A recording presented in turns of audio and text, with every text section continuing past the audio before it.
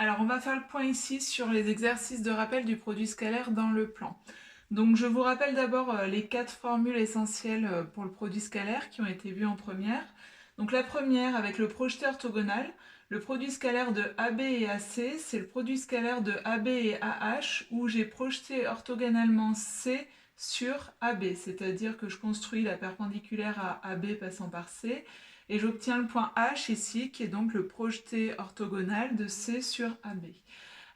Donc à ce moment-là, une fois que j'obtiens le produit scalaire de AB et AH, le produit scalaire de AB et AH, on a vu en première que lorsque des vecteurs étaient collinéaires, à ce moment-là, leur produit scalaire, c'était le produit des deux longueurs ou l'opposé du produit des deux longueurs selon si les vecteurs obtenus sont de même sens ou de sens opposé. Alors par exemple sur la figure que j'ai faite ici, le produit scalaire de AB et AH, ce sera là, AB fois AH, parce que AH et AB sont de même sens. Donc si c'est de sens opposé, il faut bien mettre un signe moins. La deuxième formule, elle utilise l'angle qu'on a entre les vecteurs AB et AC. Donc le produit scalaire de AB et AC, c'est la longueur AB fois la longueur AC fois le cosinus de l'angle BAC. Donc ici, on n'a pas besoin d'un angle orienté. On prend le cosinus de l'angle non orienté BAC, puisque de toute façon, le cosinus de x ou de moins x vaut la même chose, donc l'angle orienté, qu'il soit pris dans un sens ou dans l'autre, la valeur du cosinus sera la même. Donc là, cette formule, elle nécessite bien de connaître l'angle entre les deux vecteurs. La troisième formule, elle nécessite de connaître les trois longueurs. En fait, si je relie les deux vecteurs ici, là on a AB et AC. Si je relie mes 3 points, ça forme un triangle. Si je connais les trois longueurs de ce triangle, à ce moment-là, je peux utiliser cette formule. AB scalaire AC, c'est 1 demi de AB carré plus AC carré moins BC carré. Et enfin, la dernière formule qui s'utilise, alors ici j'ai mis une abréviation dans un repère orthonormé. Donc dans un repère orthonormé, si on a les coordonnées des vecteurs, à ce moment-là, on peut calculer le produit scalaire de U et V comme étant xx' plus yy'. Bien, alors maintenant, connaissant ces 4 formules, on va pouvoir calculer le produit scalaire en choisissant la formule adaptée à chaque exercice. Donc on commence par le numéro 1, page 320. Donc dans le numéro 1, on vous demandait d'abord de calculer les trois longueurs. Donc les trois longueurs, par exemple, pour AB, on s'aperçoit que AB, c'est comme ça. Là, on a A, là, on a B. Et là, à chaque fois, le carré fait 1 de côté. Donc au final, on peut imaginer qu'on a un triangle rectangle. Là, qui est de côté 3 et 1, les côtés de l'angle droit, et on cherche à calculer l'hypoténuse, donc on applique le théorème de Pythagore. Donc AB carré, ça fait 3 au carré plus 1 au carré, c'est-à-dire AB fait racine carrée de 3 au carré qui vaut 9 plus 1, 10. Donc on trouve AB égale 10. On raisonne exactement de la même manière pour les autres et on obtient AC qui fait racine carrée de 20, qu'on peut simplifier en 2 racines de 5, mais en fait ce ne sera pas forcément utile pour la suite, et BC qui fait racine carrée de 10. Et on vous demande d'en déduire la valeur du produit scalaire AB scalaire AC. Donc ici, c'était le travail était mâché puisqu'on vous a demandé de calculer les trois longueurs. Donc pas le choix, vous connaissez les trois longueurs. C'est la troisième formule que vous allez utiliser. Donc on va faire 1 demi de AB carré plus AC carré moins BC carré.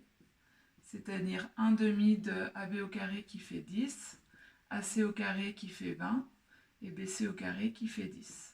Donc on se retrouve avec 1 demi fois 20, hein, les 10 moins 10 se simplifient. Donc on obtient un produit scalaire égal à 10. Bon. Il y a un petit b, ça fonctionne exactement de la même manière. Alors quand même une remarque, ici on obtient le produit scalaire qui vaut 10. Si vous regardez vos deux vecteurs AB, AC, si vous prenez le projeté orthogonal de C sur AB, on obtenait bien deux vecteurs qui étaient dans le même sens, donc on obtient un produit scalaire qui est positif.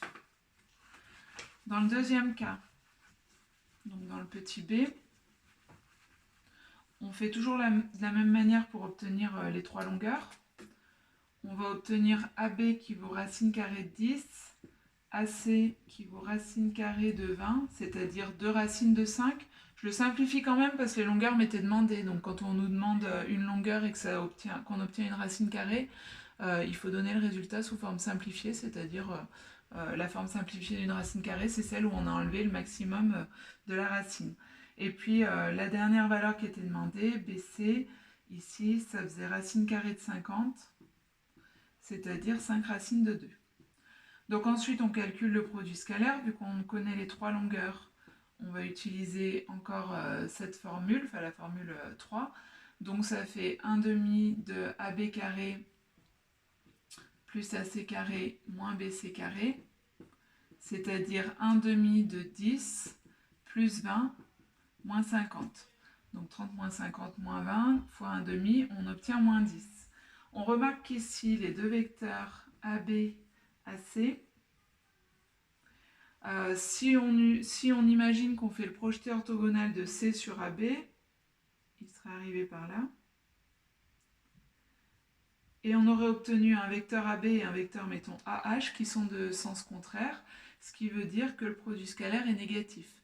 Donc c'est cohérent avec ce qu'on a obtenu.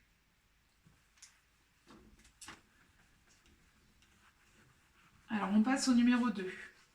Donc le numéro 2, cette fois, bon, c'était clair vu les données de l'énoncé. On vous donne la longueur AB égale 2, la longueur AC qui vaut racine carrée de 3 et l'angle BAC qui vaut 30 degrés.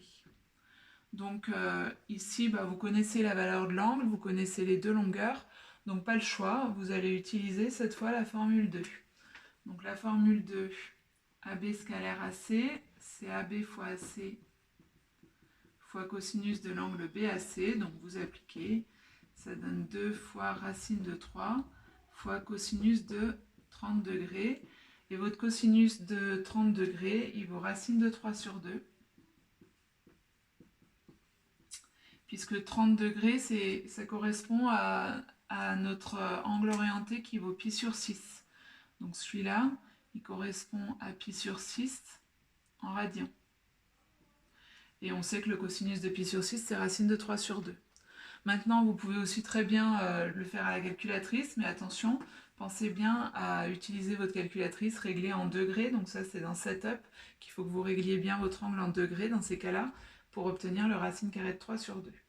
Bon, puis ici, les deux se simplifient. Racine de 3 fois racine de 3, ça fait 3. Donc on obtient un produit scalaire de AB et AC qui vaut 3. On passe ensuite à l'exercice 3, page 120.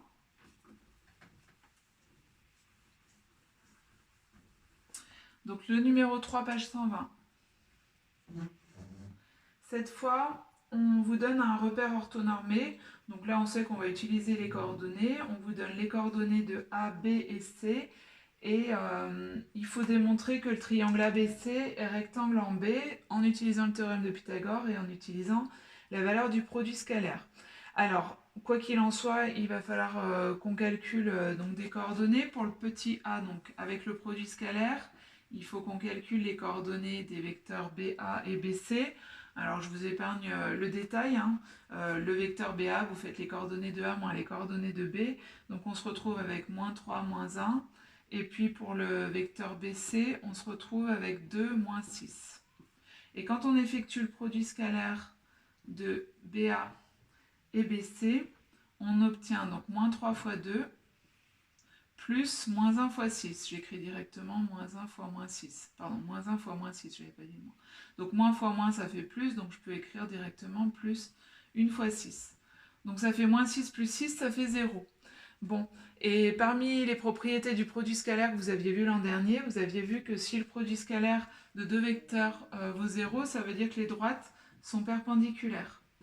Donc ça signifie que BA est perpendiculaire à BC, et donc le triangle BAC est bien rectangle en B. La deuxième méthode, c'est avec le théorème de Pythagore, ça va être un tout petit peu plus long.